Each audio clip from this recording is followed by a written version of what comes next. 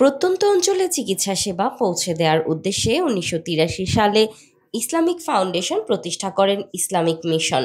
তারই ধারাবাহিকতায় ২০২২ সালে ময়মনসিংহ সদর উপজেলার চরশিরতায় ধর্ম মন্ত্রণালয়ের অধীনে প্রতিষ্ঠিত হয় ইসলামিক মিশন হাসপাতাল। ২০২৩ সালে হাসপাতালটি উদ্বোধন করা হয়, তবে বর্তমানে বছর পার হলেও এখনও পূর্ণাঙ্গ সেবা পাচ্ছে না চরাঞ্চলের মানুষ। ৫০ শয্যার এই হাসপাতালটি বর্তমানে কর্মরত আছেন মাত্র একজন চিকিৎসক। তিনি একাই দেখছেন রোগী, সামলাচ্ছেন হাসপাতালের প্রশাসনিক দায়িত্ব।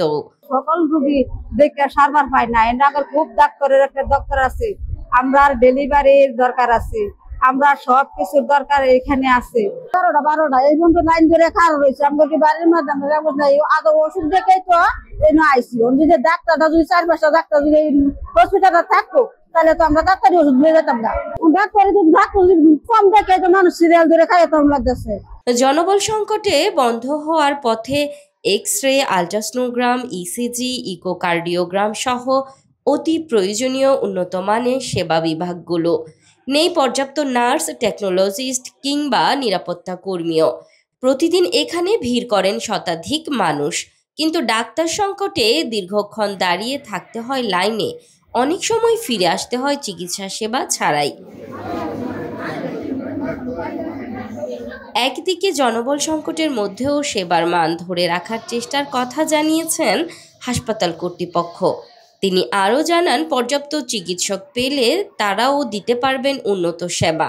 চেষ্টা করছি যে চরের জনগণের প্রাথমিক সেবাটা নিশ্চিত করা এবং তাদের ইনিশিয়াল যেই প্যাথোলজিক্যাল সাপোর্ট যেটা আছে, রেডিওলজিক্যাল সাপোর্ট যেটা আছে, সেটা আমরা দিয়ে দেওয়ার চেষ্টা করছি। স্টেপ বাই স্টেপ আমরা এখানে সেবার মানটা বাড়ানোর চেষ্টা করছি এবং সেবার মানটা বাড়ছে।